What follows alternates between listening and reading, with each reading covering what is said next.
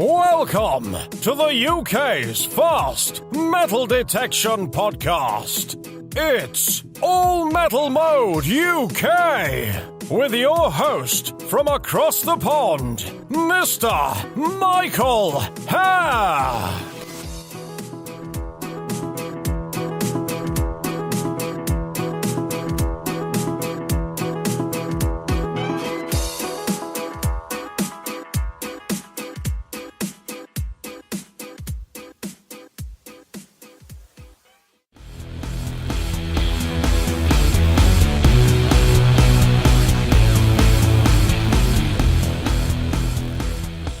Nocta Macro Detectors is the fastest growing manufacturer in the industry, and for good reason. Many detectorists, including Mike Hare, call us the most innovative, but we are so much more than that. We listen to and care about our customers. We also offer a wide range of detectors to fit all of your needs. Come check out all of our products today at www.noctadetectors.com. Detectors for everyone, everywhere. A lifetime.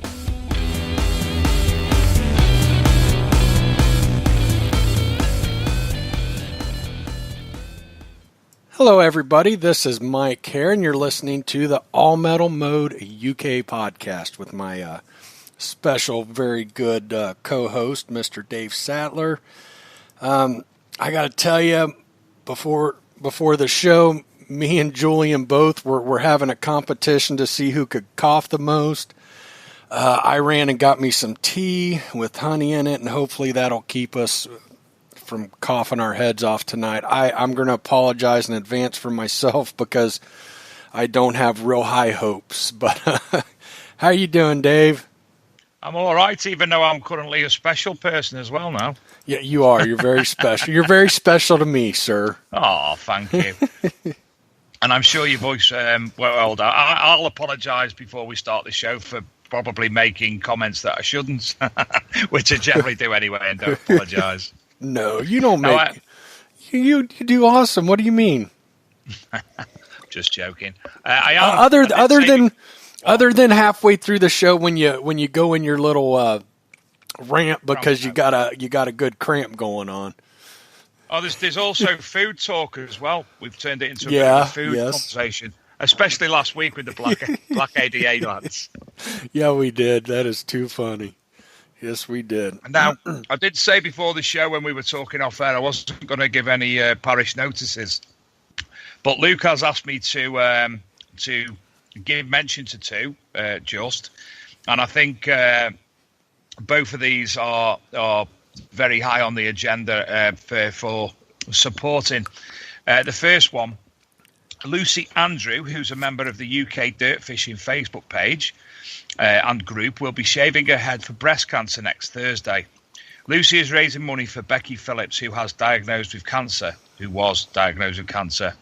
To read the full story and hopefully donate, if you wish, to a link, will be posted to the All Metal Mode UK Facebook group just after 8:15 p.m. So that's the first one, and I will be certainly sending some money that way, as I think a lot of people will probably in the metal detecting community, because that's what we're like over here. The second one, it's a follow-up to last year's Rodney Cook Memorial Rally. They have just announced that it will be holding another charity event this year.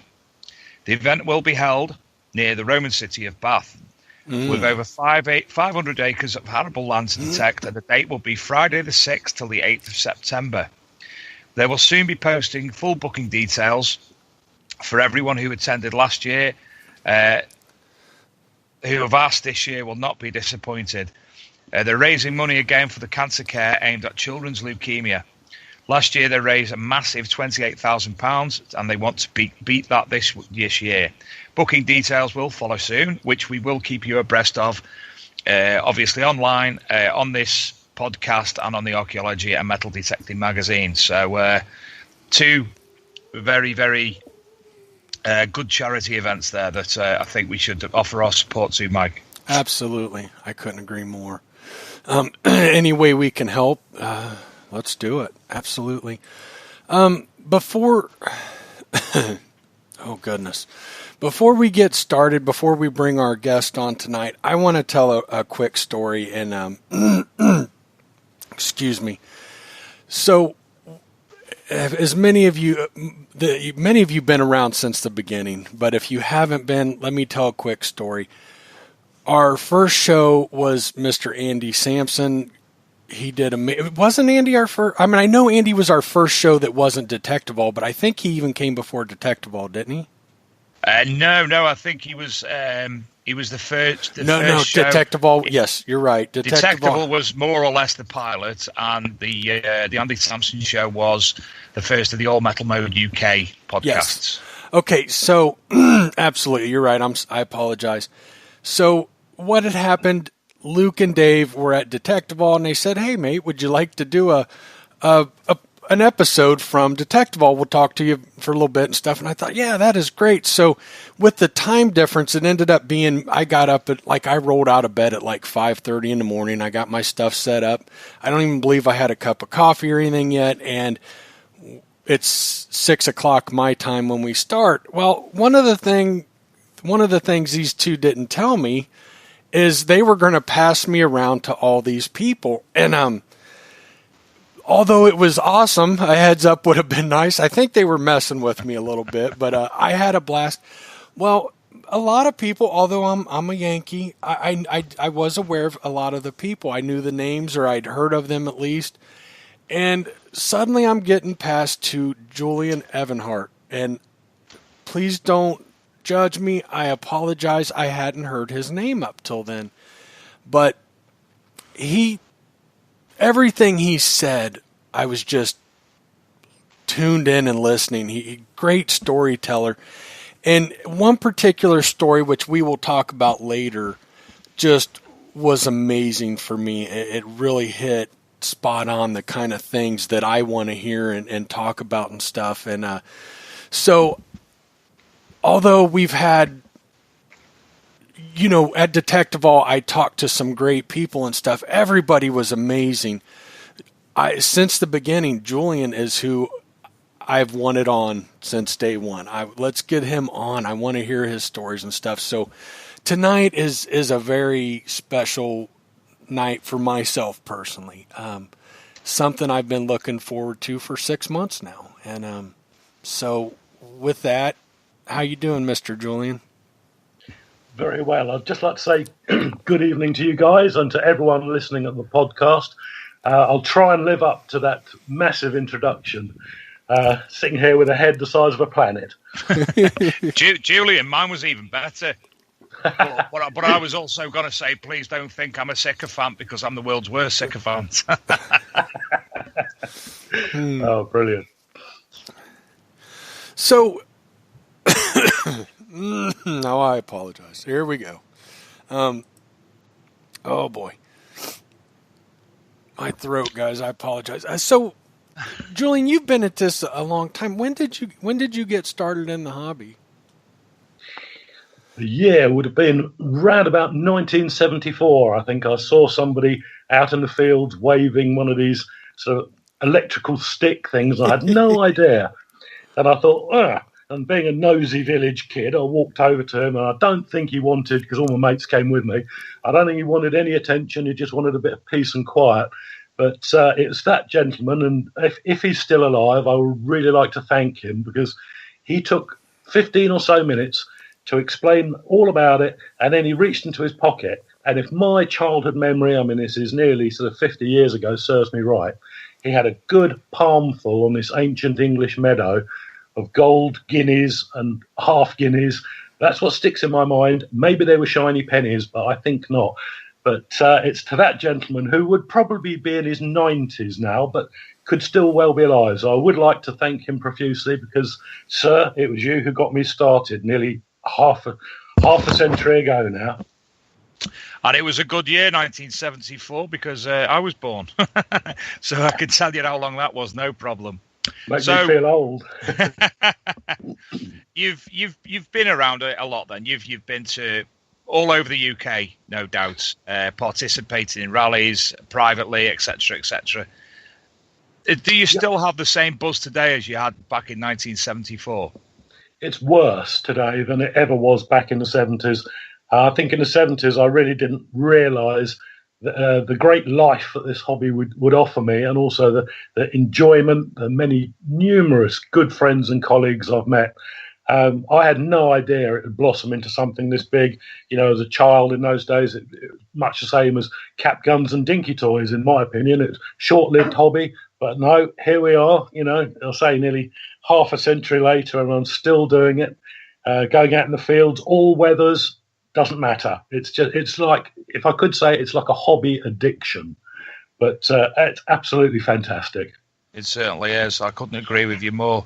In that time. Oh, you're back, Mike. Yeah, I'm sorry. I apologize. I went and got me some more tea. An addiction. I tell people that are interested in getting a hobby and stuff that, as a kid, especially and younger, I had so many hobbies, and until, I found I'd go through hobbies, and although I still come up with new hobbies from time to time, metal detecting has stuck with me and been a passion of mine since the very beginning. Yeah, me too. I can fully sympathise with that one. It's a calling, isn't it? Just you think, I'll get the household chores done, or sometimes don't. A room needs painting. Well, actually, yeah, but there's a new ploughed field up the road. Causing a few relationship conflicts along its way, but nothing that can't be smoothed out. Right, absolutely. That is too funny. Yeah, it really is a passion. I think if you have the, if the idea of metal detecting excites you a little bit, and if you can get some help, and with the internet and social media now, it's pretty easy to get help. You make that one find. And that's all it takes for most people. And, I think, what do you think about, kind of off the subject here, what do you think about social media and, YouTube and all of that? To be honest, there's some really fantastic YouTubers on the scene at the moment. Right. And little pilot films, how to use this, my first silver shilling. And that is so much on the wavelength that I'm trying to come through with the hobby as well. It's not all about, the big finds. They're fantastic. They are truly fantastic. But a little boy who goes out with his granddad for the first time, finds a Victorian penny or his first coin, that, in my book, is equally important, because it provides a firm footing and a root agent almost for that young child to think, do you know what? He might not do it for the next 10 years, but if it's in your blood, it will always come back for you. It's just it's amazing, absolutely amazing, the different angles that this hobby can offer. Excuse me, guys. I have always enjoyed teaching people and sharing my knowledge, and I that comes from when I got into the hobby. We didn't have the internet and social media, so. No, not me. Not most. A lot of what I learned the hard way. Don't get me wrong. There were some people that did help me along and taught me some things. But in the beginning, without the internet and stuff, and I think people that get in a hobby now, I hope they understand and appreciate the people who do that stuff. I hate when I see a great YouTube video and there's thumbs down on it. Yeah, I mean, that at the end of the day, anything to do with the hobby will help somebody somewhere. You might be an old veteran and look at the film and think, oh, well, I knew all that. That doesn't matter. Then it's not aimed for you. It's aimed for somebody who's really got a detector in the corner of the room thinking, God, I've done it. I've spent a couple of £100, bit scared of my detector. Where do I go? How do I do it? What can I find? And that's the type of thing that the YouTubers particularly cater for so well. And social media as a whole. There were no books about when I started. The old pamphlet from a dealer that nowadays you'd look at it and you'd think all the identifications are not very spot on. There was nothing. It was purely finding somebody else in the next village who did it, who might have a bit older than you, a bit more knowledge, tap his brain, and we were, everyone was tapping, but the word that you raised there previously, which is so vitally important in this hobby, is sharing. Mm-hmm. Books have been written and changed. History has been written, rewritten, and altered purely because of metal detecting, purely because those involved have shared their experience with other people who often look at the experience and say, I've got one of those. I never knew what the hell that thing was now. And it's a chain reaction. It happens to me today. People post stuff up on various things, and I think, I've got one of those. I had no idea. You can't know everything in the hobby, and you'll learn until the day you die. It's every day is a new curve, and every day is a new angle. You can go out in the fields, you can find 3,500 years of metallic history. 1 minute you're holding a bit of a Messerschmitt 109 that blew up over Kent in 1940. The next second you could be holding, give it a bit longer than a second, that's a bit generous, Jules. A couple of minutes, say, you might be holding a Bronze Age axe head going back 3,500 years. Yeah. It is just awesome, which is a very good word to describe this hobby. You're right, absolutely. Yeah, that's amazing. You just touched on something that kind of reminded me of a little story. We had a guest, and I can't remember who was telling us, Dave, maybe you will know, who was telling us that they'd posted their find on one of the groups. I don't even remember the group, and Julian helped him figure out what it was too. That was was it Mike? Was it Mike Smith? Yeah, with the chariot. Mike Smith and the chariot. That's right. Yeah. I thought, I wasn't positive. Yeah, so that's so interesting that you bring that up, and what a wonderful way to help. Again, I know I just kind of said I love helping people in the hobby. And I'm not an expert. Please, I don't claim to be. In no way. I'm constantly learning. I just had a guest on the U.S. show this past week who, during a phone conversation that actually lasted a few hours, but in the first half an hour, he gave me 3 pieces of advice that blew me away that I never thought about. So don't ever think that you can't learn things. I think people who think that they know it all and they can't be taught anything, I really think you're hurting yourself. Absolutely. 2 words, definitive and expert, don't exist in this hobby. Right. You write a definitive book on coinage, somebody will go out next week and find a new mint, a new bust style, a new reverse. It just goes on and on, which is absolutely fantastic, because that in its own, the great aspect of sharing now flows from Joe down the road, aged 86, who plods out in the field, who finds a rare Anglo-Saxon coin, which contributes immensely to British numismatics. Books will have to be rewritten because of Joe's single-handed effort. And you hear this almost every week. Something unique is found, a rare mint, a new coin, or coins which were extremely rare, becoming more common as a result of metal detecting, which is, it is absolutely fantastic. We were talking off air before the show, and I mentioned I was actually looking through a copy of an April 1978 treasure hunting magazine before the show. And when we're talking about learning new things every day, there's an article about ammunition collecting. It's something that we don't generally think about. Generally, ammunition that we collect while we're metal detecting is put in the finds bag and it's forgotten about. And this little article, it's only a page by a gentleman called Denzel Webb. Fantastic. Really does go into depth about the collection and the discovery of ammunition. So, yeah, I've learned something myself already tonight. No, that is just one of ammunition collecting, obviously in abeyance of the laws of the country that you reside in, is a very, very strong hobby, particularly more so in Europe. Obviously, in Britain, there are quite stringent laws on live ammunition and the ownership of it. But it's a fascinating subject. If I could just digress one moment, I found about 10 years ago, I found a fired German 20mm cannon shell. a moderately, well, shell casing, I should say, a moderately common artifact, but this was in sort of North Hertfordshire where it's not.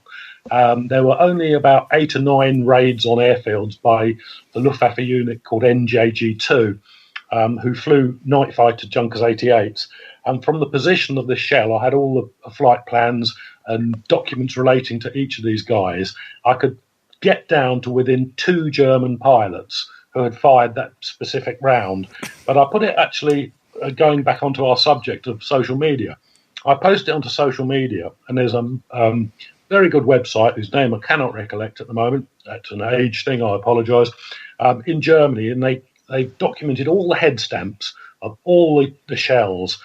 And anyway, this guy wrote back to me and he said, oh, yes, he said that's quite an unusual shell. He said it was made in 1939 to 40 by this company in Germany that used to, prior to the war, manufacture tin oil lamps for the camping business. But it was quite sad, really, because the guy said, have you any idea? He said, what involved with the production of this particular casing? And I said, no. And he said, well, they employed Polish and Jewish children aged sort of 10 to 11 working 20-hour shifts. So, not being fed at all. Food was inconsequential into that sort of manufacturing atmosphere. And I looked at that shell and it brought a whole new meaning to what was quite a common artifact in some areas of England. But this guy had gone into the nth degree, sharing with me, even sent me pictures of the factory production line showing. And, I looked at that and I thought, gosh, I wonder if the shell I found in a Hertfordshire field is one of those passing down. Well, it would have been at some stage, but it's all about sharing knowledge. I would have had no idea. It was just a common or garden shell, but it really, and I still have that casing in my possession. I tell you what, when you pick it up, you can feel something associated with that shell. Probably something not good in its history, but good in the fact that it's been researched. And, I published the shell. It can never make up for the terrible, terrible situation in which it was manufactured.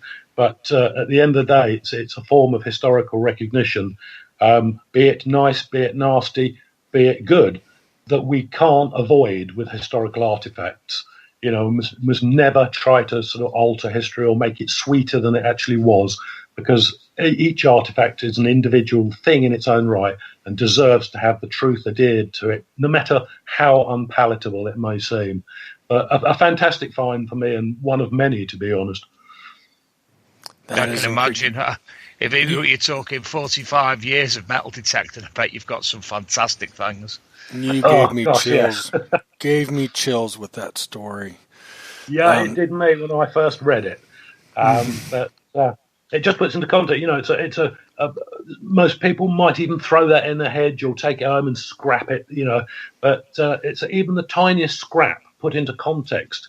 I mean, I have a small piece of found while metal detecting in France, scrap of plexiglass, which is the plastic sheeting used for aircraft cockpits during World War II. And this is a particularly, it's only probably 2 inches long by 1 inch wide, but on it is scratched the name Johnny Johnson. And it was his Lancaster that I excavated in France with, I was invited to the excavation and helped along with it.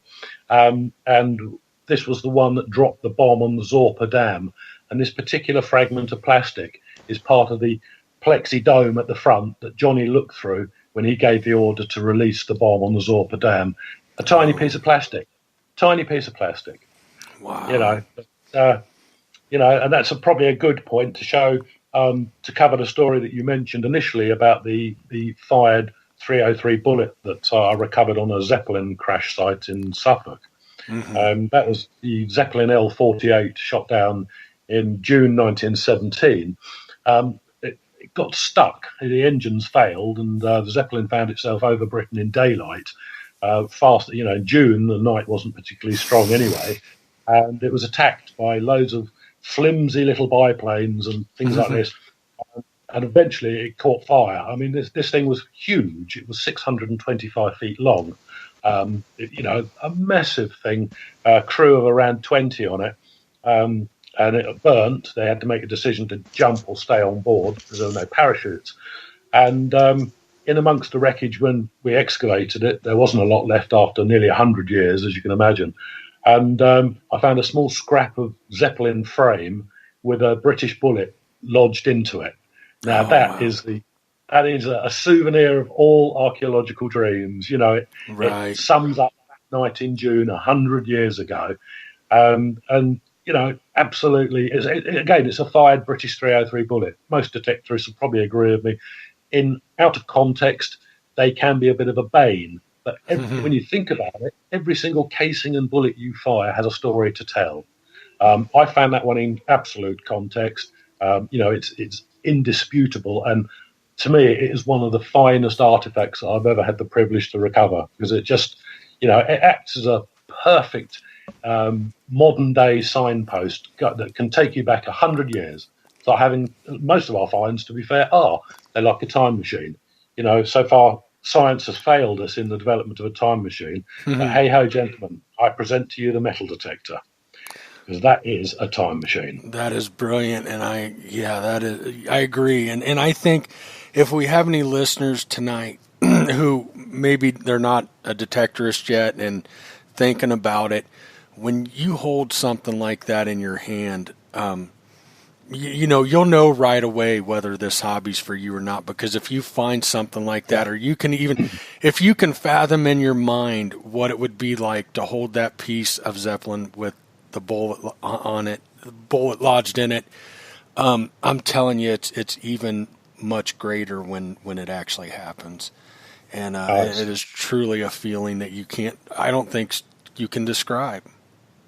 No, I mean, it forms a bridgeway. As I say, time machine. It's a direct connection with that event of 100 years ago, and actually in the finding of these objects, actually make you part of the history that relates to that incident, to say thousands of years ago, hundreds of years ago, last year.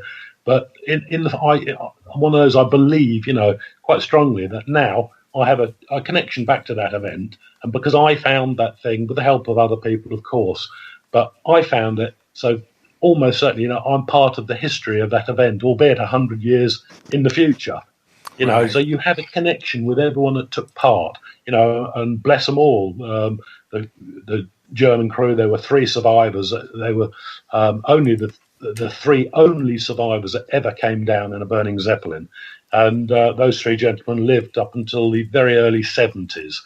But where do you stop with the research? I sort of contacted 2 of the families or relatives of these 2 of the 3 guys. But I do that a lot, particularly with artifacts relating to First World War and Second World War. About 20 years ago now, I was researching a B-17 crash, and the local farmer and another metal detectorist actually found a dog tag from one of the crews. Now, I'd researched it that much. I knew the name and everything, and I looked at it and thought, right, he was the bull turret gunner.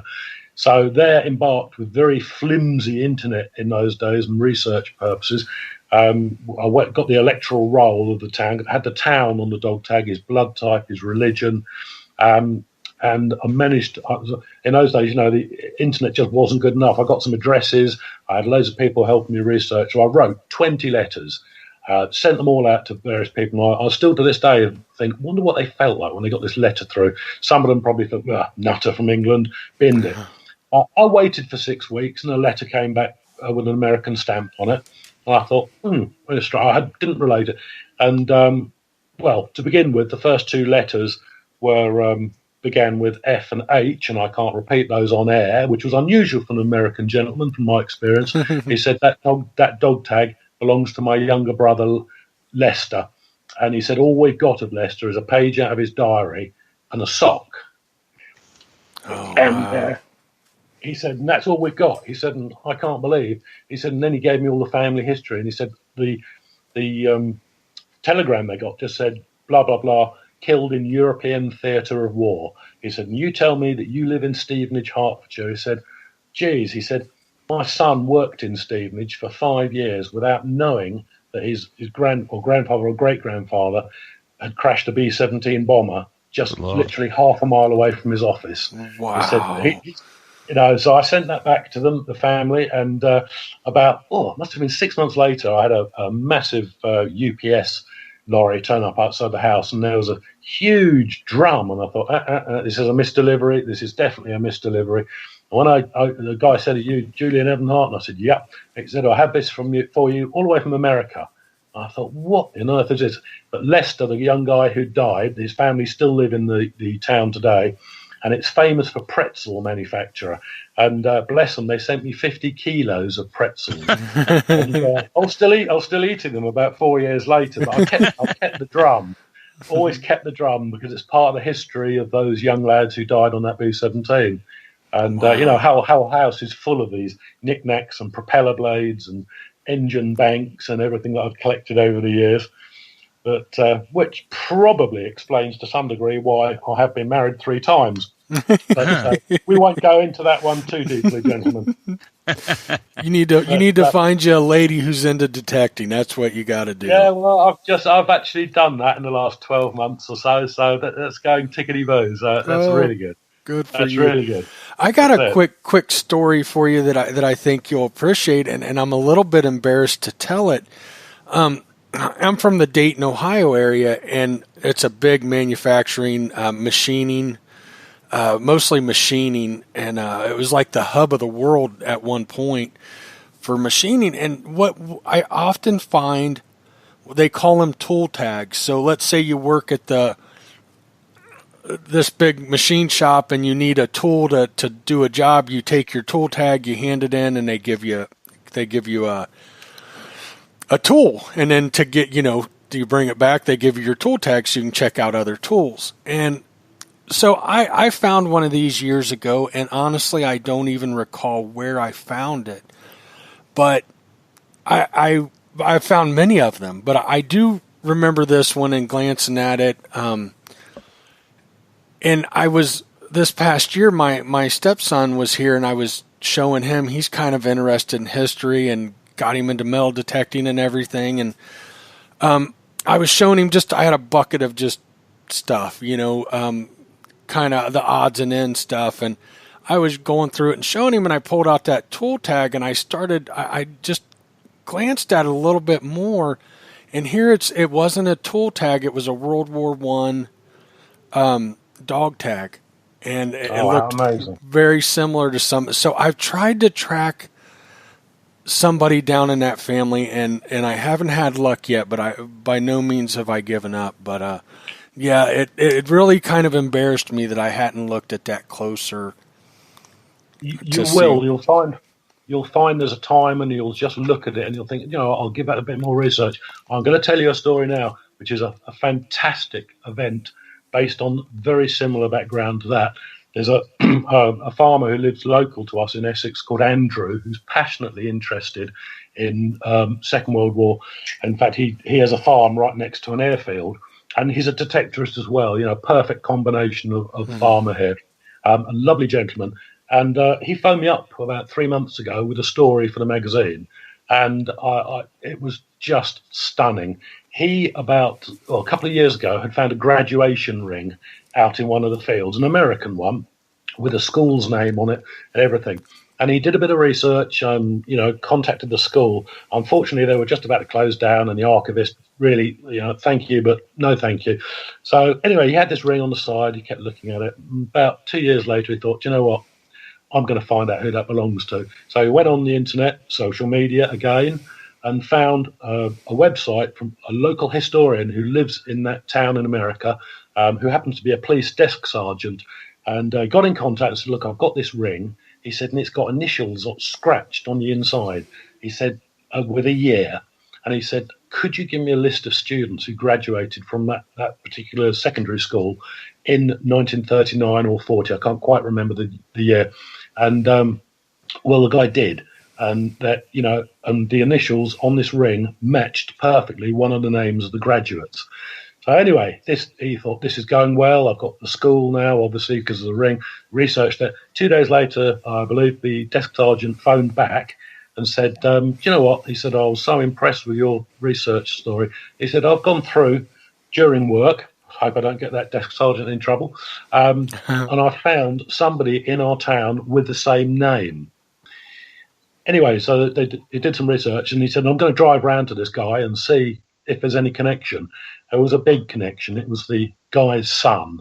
And then the story poured out. The fact is, his dad had been over here, took off on a misty day. The pilot misjudged, bless him, he was 21 years old, crikey, misjudged the height on a misty day, hit a railway embankment, the whole B-17 and bomb load exploded, vaporising it and the crew. And, of course, this ring had been blown out into the middle of the field. And the end result was the gentleman's son flew back from America and was given the ring exactly on the spot that the B-17 exploded. And another farmer pulled up at the time and had some bits of his aircraft, so he could take home after, sort of 74 years, he could take home not only his father's graduation ring, but actually a few small pieces of the actual aircraft that his father flew in. And to me, that that's a real, gosh, no further words to say on that. No. And that I would draw the emphasis on the chances of that ring and that story ever being told and recorded now forever, posterity and history, without a metal detector, just simply wouldn't be. Right. The chances of an eyes-only find, it could have been, but hey, no, where credit's due, credit to be given, and in this case, to that farmer for his dedicated research, and to the metal detector that he wielded across that day, and luck just had that coil over that ring on that day. Yeah, that's amazing, isn't it? Do you ever feel like some finds come to light because they're ready? Yep, you're getting into a deep subject there, but many detectives will tell you sometimes an X factor. You're walking across a field, and sometimes I'll just get this, go 20 foot left, or just go to that area over there, or you get onto the field and you think of a specific thing that you've never found before. 20 minutes time, you're holding it. I've maintained this, there is definitely, I don't know what words you describe it, there is definitely a science to this that science hasn't quite maybe understood yet. It's the same with, we talk about this amongst ourselves, if you don't want to go out, you feel a bit ill or a bit peaky, don't go out. Because I don't know, but your metal detector knows. Maybe it's an electrical charge you don't give off if you're ill, or you do give off. But people who are positive and go, I'm going to get out there and I'm really going to do, when they find, they really find. I mean, everyone I know goes out positive. We all hope. But if you go out and you think, I really can't be bothered today, it's almost like you put a damper on it and the detector knows it. And, well, why take me out of the cupboard then if you feel like that? Right. There's something there.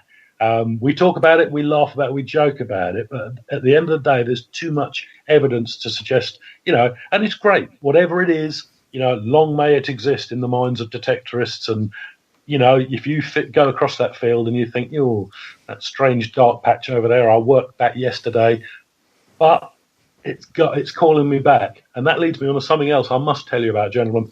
Probably one of my best finds to date was a huge Celtic or Gallo-Belgic Celtic full flan Apollo head stator. I mean, the thing is huge. It's like a frisbee. Slight exaggeration there, Jules. It's probably about the size of a 10p. Now, my friend owns a beautiful parkland, and he was sculpting it. He was making like an otter park there because there are some wild otters there. And he's spent a lot of money landscaping it and putting otter boxes and bits and bobs and planting trees, and lovely. But the digger used had leant right over the small river and scraped an area probably 20 foot by 20 foot. Now, on a Tuesday, I walked over to it, looked at a lovely dark soil and thought, nice, it's full of bones and medieval pottery. Gotta be something here. There were 3 shotgun tips. So I thought, okay, fine, that's the way it goes. I worked the area for about another 3 or 4 minutes just to make sure. Went off downriver. Next day, Dave Stuckey, who's a good colleague of mine, we went back there, drove back there. Dave worked one side of the river, I worked the other. About a quarter of a mile away, I looked up and I could see this dark patch again. And I thought, do you know what? I'm going to give that a go. Walked straight onto the dark patch, got a positive signal, shotgun tip. And I thought, well, how did I miss that yesterday? I worked this tiny area to the nth degree. Walked on, another positive signal. thought, here we go, another shotgun tip. Dug it out, breaking the clod of soil apart in my hand, looking over at Dave. Just happened to glance down, and I see this big, thick rim of gold sticking out. And my first thought, because my eyesight is so bad, I thought, oh, I've got a guinea at last, a milled gold, because it's that big. Anyway, I broke the soil gently apart, and then the mud stuck to it, and I rubbed it, and I thought, no, it's not. It's a gold-gilded button, very thin one. And as I ran my thumb over the back, there was no nipple bit or loop. And I thought, it's not a button, and it is what I think it is. The strangest thing was, I went over to the river, I washed it, and I looked at it in my hand. I could feel the weight of the gold. And I looked and I thought, just 40 minutes or so before, Dave and I had been talking about that very coin. So I walked over to Dave, and I was white, absolutely ashen. And Dave said, what's the matter? What's the matter? I said, you are just not going to believe, Dave, what I found. He goes, no, Jules. He said, you're winding me up again. I said, stick your digits out. I said, let me put this in your hand. And he, again, more unrepeatable words that I can't repeat on air. But we looked at each other and we just thought, and he said, where did you get it from? I said, that little patch. He said, but you were on that yesterday for about 10 minutes or so. I said, I know. I said, I worked it this way, that way, always. I said, and I've still got another shotgun tip today, and I got this. But it's a weird thing. My camera was about a quarter of a mile away, and the light was getting a bit bad for photography, so I pelted it back across the fields. And Dave, the professional photographer, said, no, Jules, the light is failing, it's well bad, sort of thing. And I thought, well, that sun's only over there. So I took some photographs.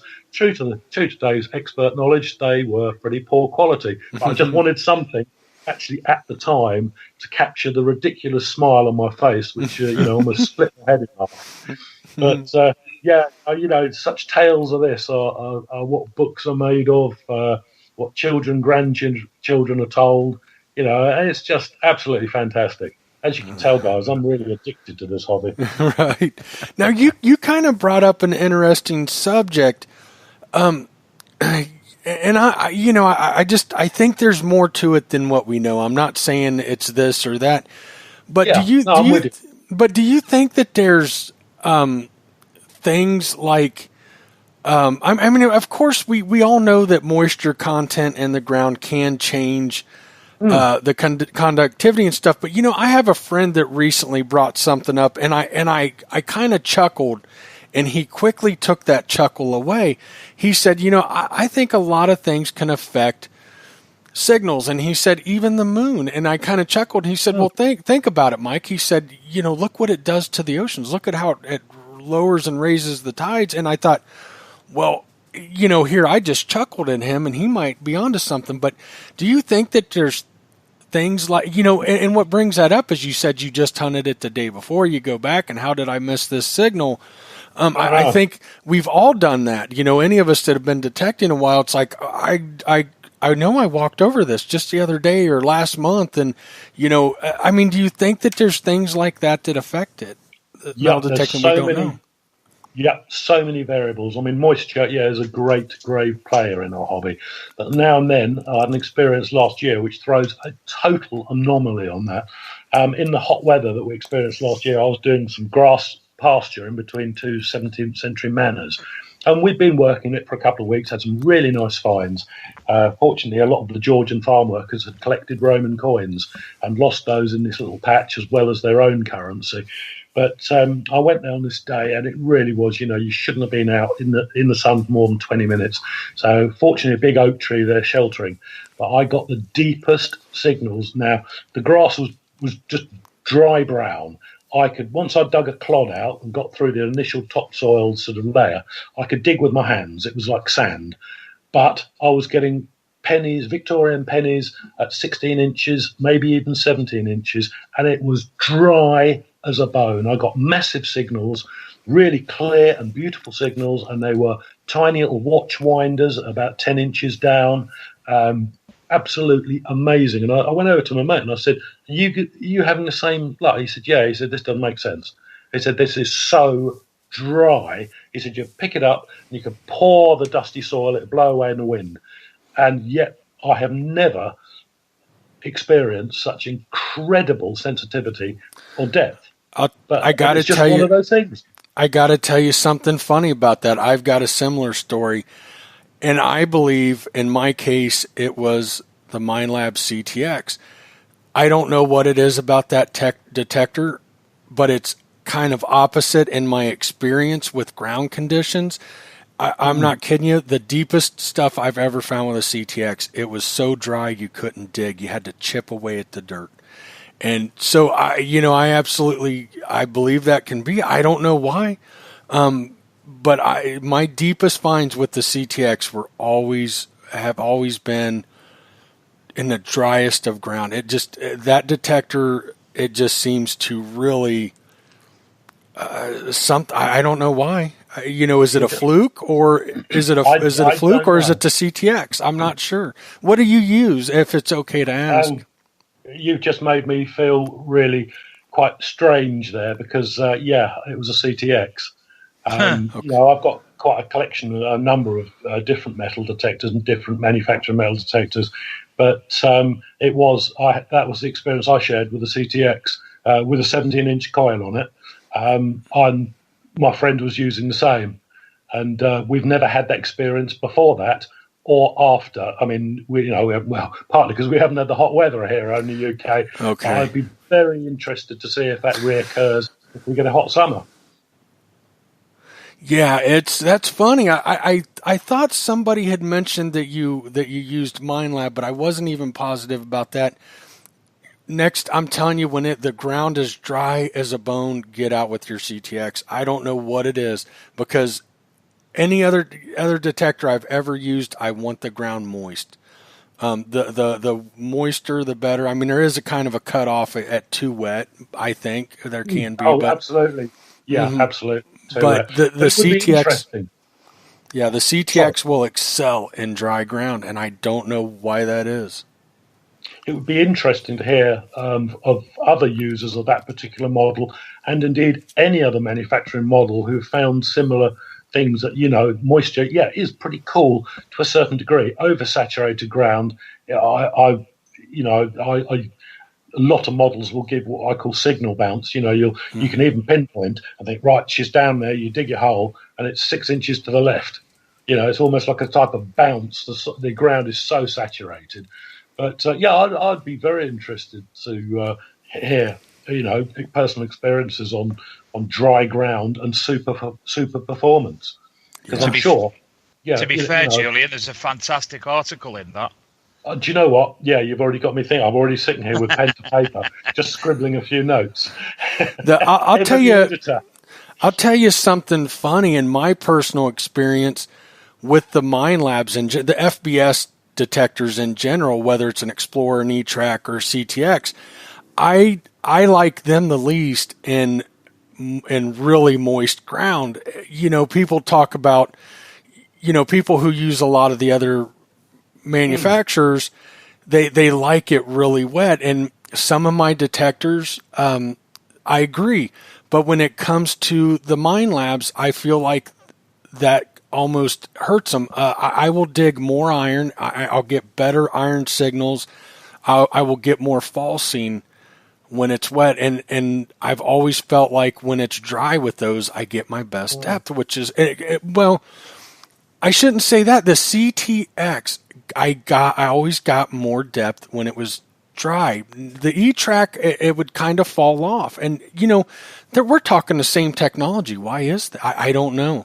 That's just hours and hours of digging is how I come to that for me. So I don't know. There's another aspect of that is probably worthy of mention on the varying different manufacturers that I've used over the last 20 years. I have found also, I've never had an experience like that drought last year, but I have found that I get superior depth on frozen ground. And in UK, that tends to mean the topsoil is frozen solid to a depth of 2 inches. You dig through that, you have to shift it off like a slate. Best one I had was about 4 years ago. Went on a field absolutely frozen solid, but not to a great depth. We thrashed this field. Signals abounded all over the place. As soon as the sun came out and melted it, nothing, not a beam. But so there's lots of interesting personal experiences, which I'm sure over everybody's experience in the UK and worldwide could lead up to some really interesting scientific facts, Right. Which in turn may help manufacturers to think, oh, so this is what we're doing and what we're producing, and this is what happens. So who knows? I mean, the science of these metal detectors is rather beyond me, being an old technophobe, but always interested to help other people with greater scientific brains, obviously, if it's anything to do to help the hobby. I got a funny one for you, because he came in for a minute and he's left. Ohio Relic Hunters in the chat, he popped in. He is a regular listener to my U.S. shows Monday and Tuesday night. But him and I just had a phone conversation kind of along the same lines. And he said, he was telling, now this, Bill Marsh is very knowledgeable detectorist. A lot of years I look up to him. Great guy. And he said he's got a field site that he goes there early in the morning. Don't hold me to it, but I think around late morning, you won't find anything. He said, Mike, I've been there. I've taken guys there. We've had different detectors. At this time, it's time to stop because it quits giving. He goes, it just quits giving. And, I believe that. I believe him 100%. Now, I don't know what that, is it something mental? Is there something with the ground? Is it something that their detectors are affected in that particular, I don't know, but there are some weird things that are going on. I think it's just a fusion of variables, some of which can be static, erratic, non-existent one day and exist the next day, and it's just being at the right place at the right time with all those right variables, the right frame of mind, and there you go. You go. But fascinating subject, absolutely fascinating. Yes. Well, I got to tell you, so far it has not been a disappointment. This has been you've given me the chills more than I've had. I've given myself the chills as well. Yeah, some great stories. And let me see, where are we going to go next? Well, I'd like to, obviously, we've not got the greatest amount of time. I'd like to ask Julian more about Treasure Hunting magazine itself. Obviously, it's been around many, many years now, probably nearly as old, if not 41, so a little bit younger than me. How long have you been the editor of Treasure Hunting magazine? Just 2.5 years. And the job offer, I must admit, is one that changed my life and I never expected to come my way. I had written, along with a couple of the old veterans, like Roman Ron, Dave Stuckey, and myself, for about 25 years for the magazine. Grammar never being my strong point, I must admit. I always wanted to go into over-descriptors. Do you know what? Honestly, I was doing a little bit of research before the show, Julian, and there's the world's biggest anti-metal detectorist is a guy who lives somewhere, I think Poland, who's an English archaeologist called Paul Blaford. And he's one of his articles, he actually does try ripping you to pieces about your grammar and such like, and a lot of people put him straight. And don't worry, he's had me as well. I've been Barfordized several times. I think about 10 was the last account. I tend not to rise to the bait until I'm bored, and then I like an aerial dogfighter in 1940 over the cliffs of Dover. I'll give him a bit of a verbal run. And, it's just one of those things. I think grammar is, yes, vitally important. But I once, years ago, a previous employer said, the reports you're writing, Jules, they're far too long and overworded. So they sent me on this grammar course to learn. And it was glorious because the lady said, has anyone been published? So I looked around, nobody stuck their hands up. And I thought, yeah, I have a couple of books and I write for a magazine. And she said, got any samples of your work? And I said, well, just so happens I have brought a few along. And she goes, could I take them home?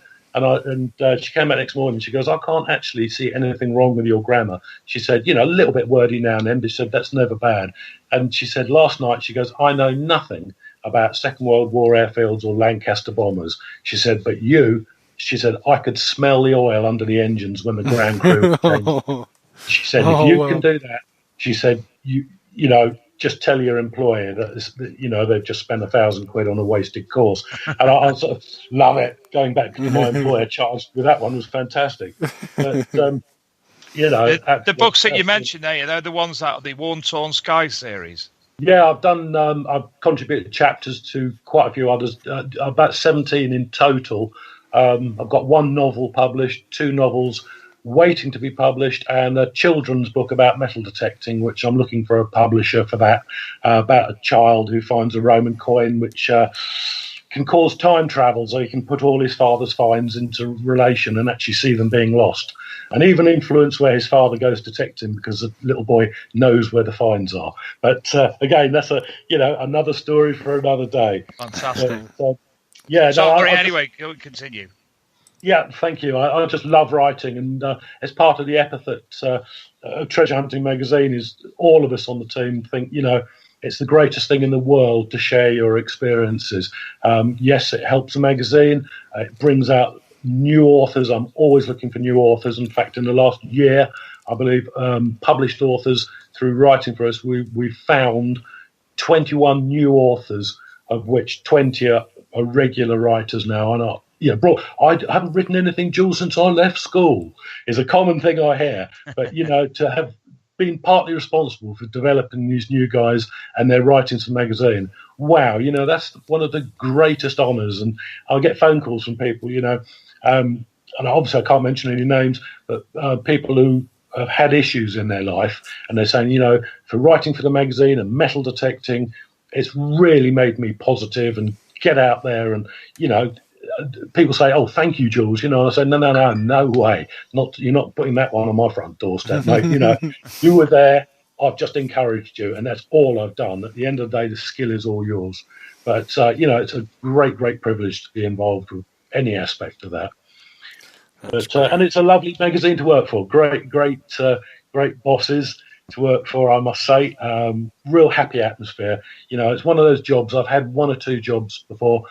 Really happy, lovely team, for want of that sort of American style wording, and it just, we work together so well. We can almost read each other's minds, and it's just absolutely marvelous. Absolutely marvelous.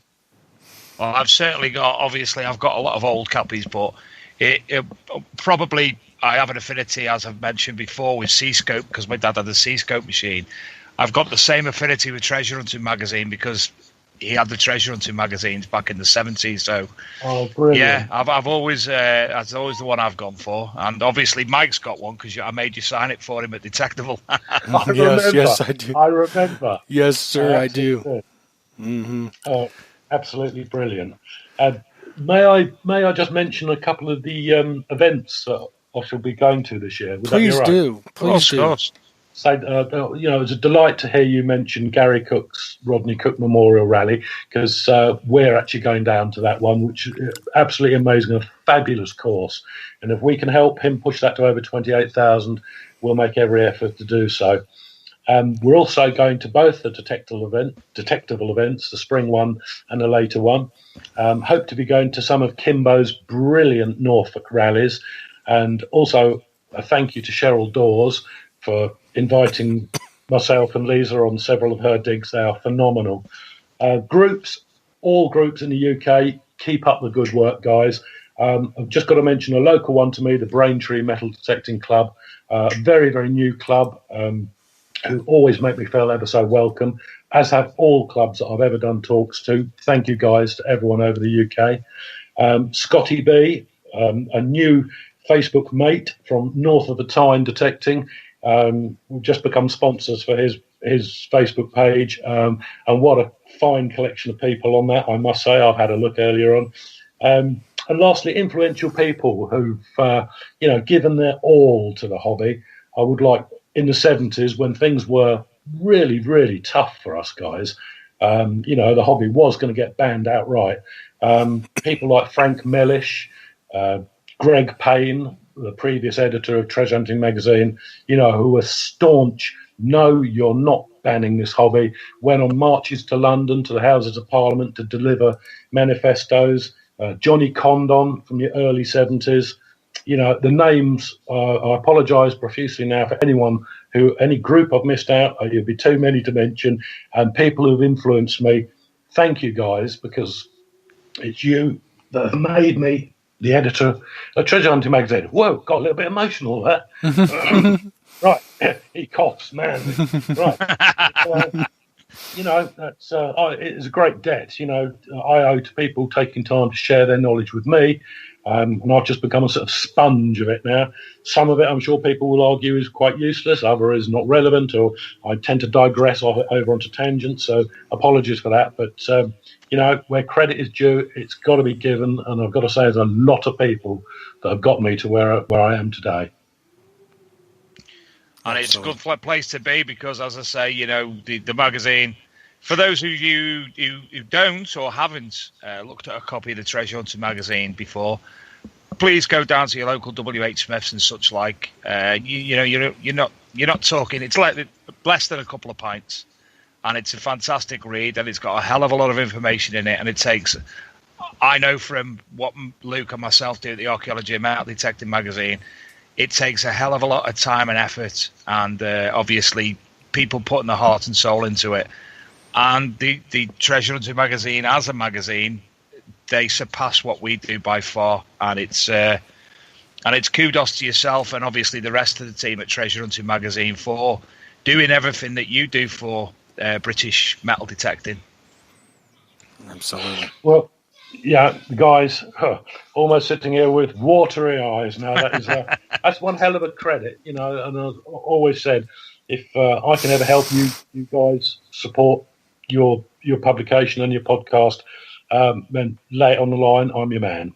Thank you much. We're gonna put you on the spot right now, and we're gonna ask you to come back later.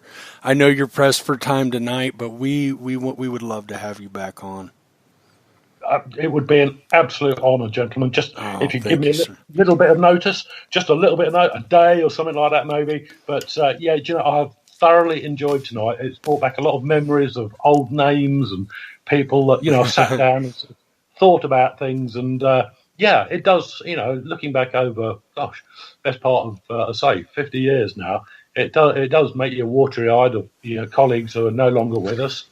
That's the watery-eyed. That's only realising how old you are when you say you've been doing it for 50 years. Yeah, I know.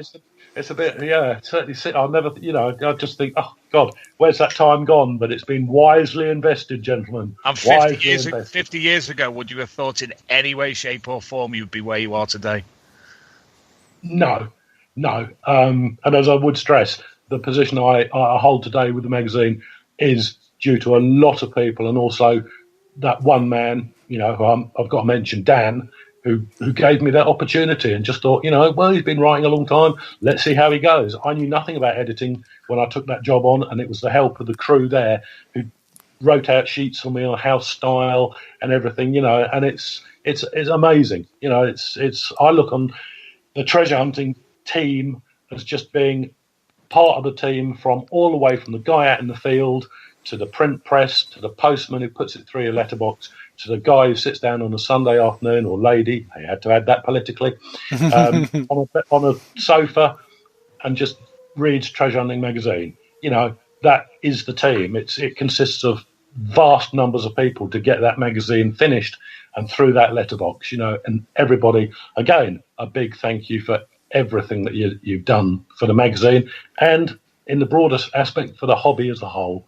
I stand back and doff my hat to you guys and girls.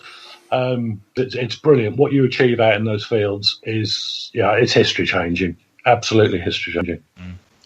And for those of you who do wish to get hold of a copy of Treasure Hunting magazine, obviously, as I mentioned, it is available at most mainstream news agents in the UK, but you can also go via www.treasurehunting.co.uk.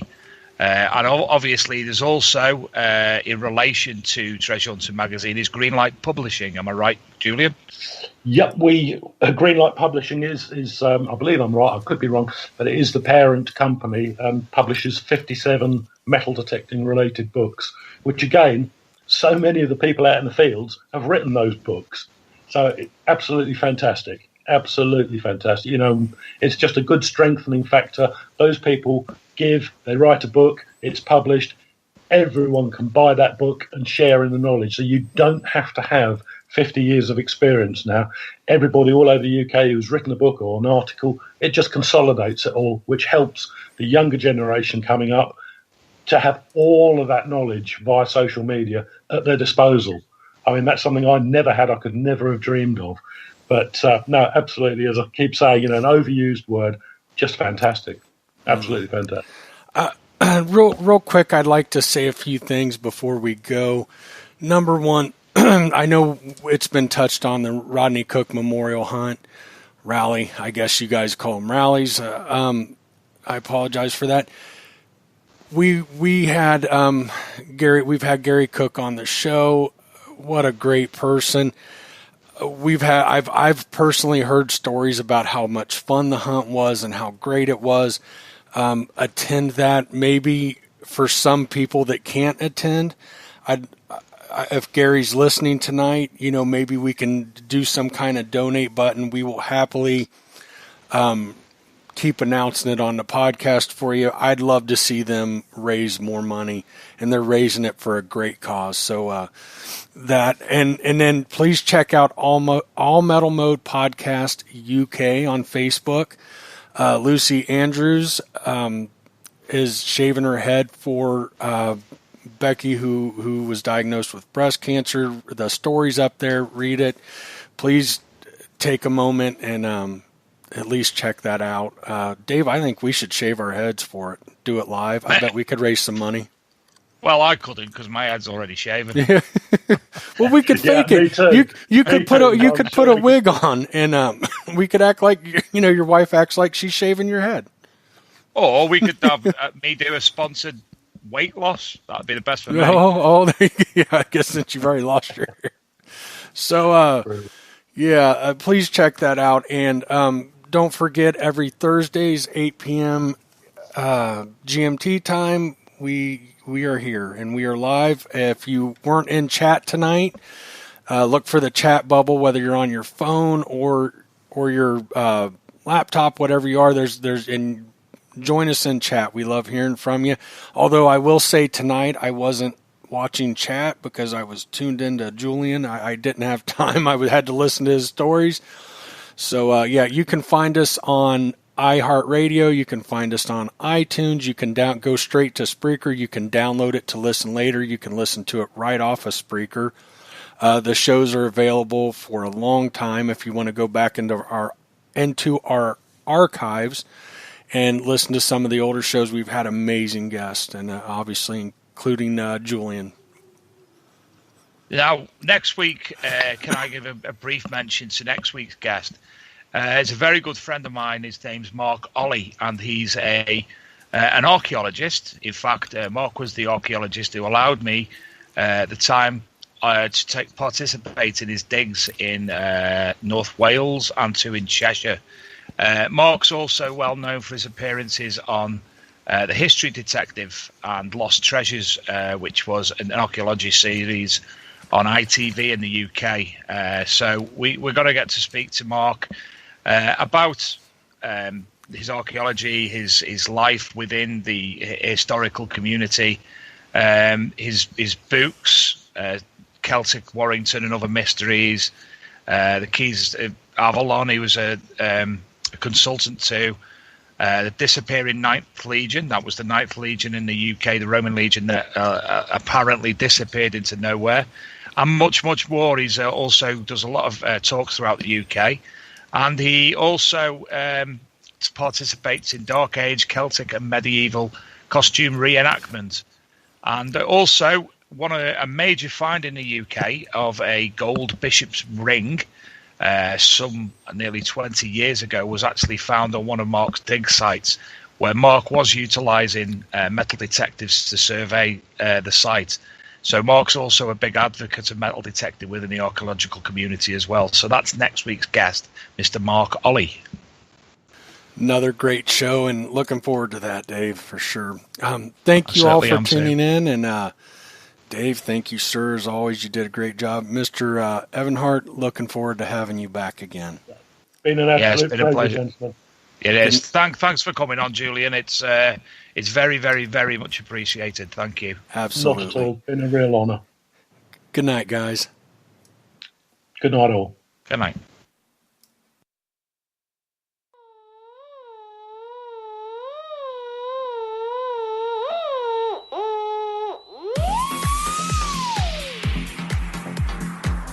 The Archaeology and Metal Detecting magazine acts as a hub for information, offering articles from archaeologists, detectorists and other specialists throughout the genre, featuring many links, event info and news articles associated to archaeology and metal detecting. We also offer professional review services and promotion for books, resources, videos, documentaries, gadgets, equipment and much, much more. The magazine is run by the archaeological and metal detecting community for the archaeological and metal detecting community. So come visit us at archmdmag.com, that's archmdmag.com, and check out information from our media section with all the latest content, news from the Archaeology Channel, podcasts and the YouTube channels that feature the now legendary Digger Dawn, The Man with the Hat and Archeo Duck, just to name a few. If you would like to offer an article, link or inquire about other services, then pay us a visit at archmdmag.com and drop us a line.